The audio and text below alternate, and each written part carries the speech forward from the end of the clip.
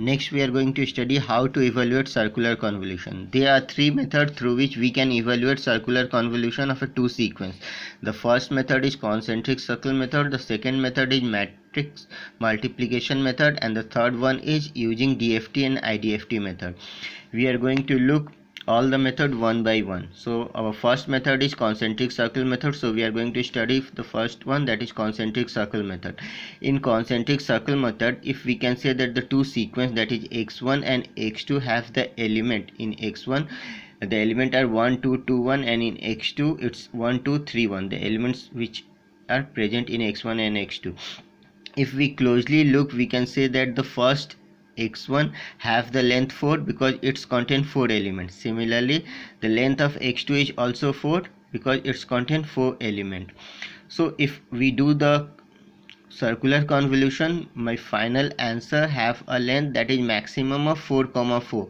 It means we are getting the length of the result is 4. So how we can do the concentric circle method? So the first part we have to draw the two circles. The first one is outer circle, and after that inside the outer circle we have to draw the inner circle.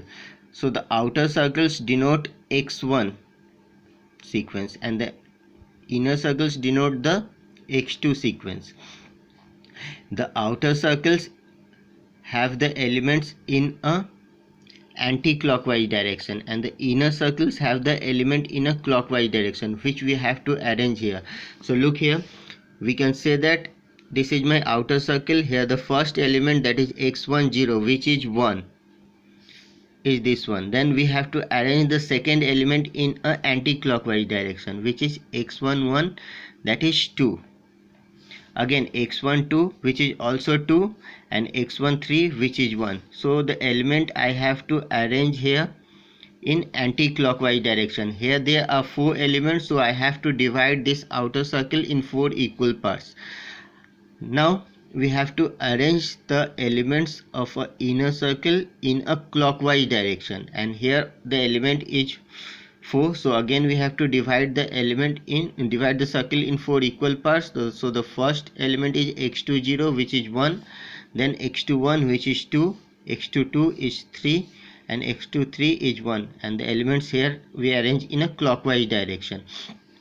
So my final element of the outer circle and elements of the inner circle. After that we have to perform the multiplication and then we have to do the summation. So here we are getting 1, the first 1 into 1, then 2 into 1, then 2 into 3, and then 2 into 1, and after that we have to perform the addition, and hence we are getting the first sample, that is y0 is equal to 1.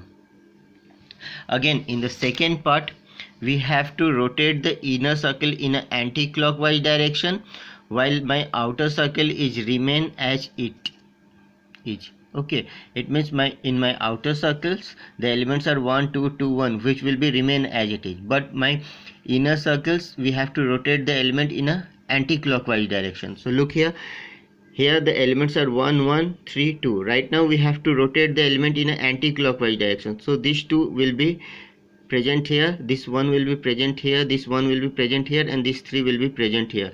So the circle will be look like this one, 2 1 1 3.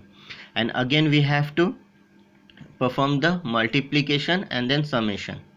So that will be my second part, and we are getting the second element of the answer, that is y1, which is 9. In the third part again we have to rotate the inner circle in an anti-clockwise direction, but again the outer circle will be remain as it is. So the element of the outer circle will be 1 2 2 1, but again we have to rotate the inner circle. So previously this 3 should be here. If we rotate it will in a anti-clockwise direction, so this 3 will be present here, this 2 will be present here, this 1 will be present here, and this 1 will be present here. So our new element I have to adjust in a inner circle. So after that again we have to perform the multiplication and addition, and we are getting the third element, that is y2, which is 10, and again we have to rotate the inner circle and the outer circle will be remain it is, and hence we are getting the final element, that is 12, y3.